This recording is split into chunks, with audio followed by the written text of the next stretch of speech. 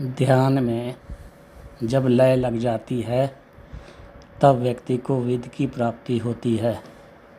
इस तरह से विद ध्यान लय के जोड़ को विद्यालय कहते हैं। विद जमा ध्यान जमा लय बराबर विद्यालय। विद बराबर ज्ञान। विद को प्राप्त करने के लिए ध्यान करना चाहिए। ध्यान करने से विद्या आ जाती है। विद एवं ध्यान के जोड़ को विद्या कहते हैं। विद जमा ध्यान बराबर विद्या। संसार में जितनी भी विद्याएं हैं वह सब विद्याएं ध्यान में प्रकट हुई हैं। ध्यान करने से प्राप्त हुए ज्ञान को विद्या कहते हैं। ध्यान करने पर कौन सा ज्ञान प्राप्त होगा इसके बारे में स्पष्ट रूप से कुछ भी नहीं कह सकते हैं।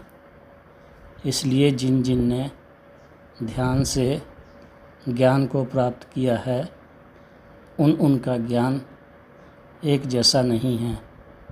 हाँ, किंतु उनको ज्ञान अवश्य है और उनके ज्ञान को शास्त्र कहते हैं।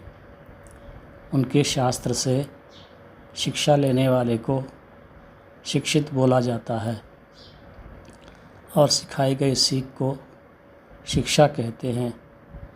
सीख की इच्छा को ही शिक्षा बोलते हैं।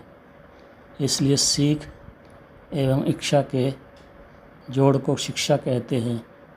सीख जमा इच्छा बराबर शिक्षा।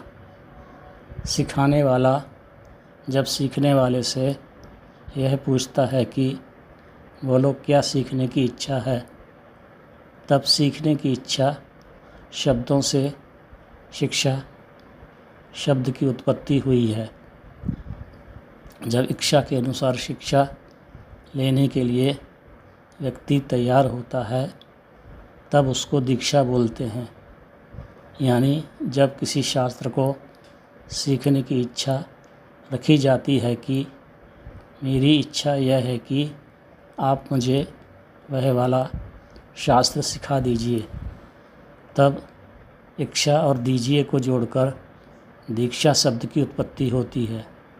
दीजिए जमा इच्छा बराबर दीक्षा। इसलिए उस शास्त्र के साथ व्यक्ति के मन को जोड़ने के लिए मंत्र दिया जाता है। इस मंत्र को मन में बोलने से उस शास्त्र के साथ व्यक्ति का संबंध जुड़ जाता है और व्यक्ति शास्त्र को सीखता जाता है।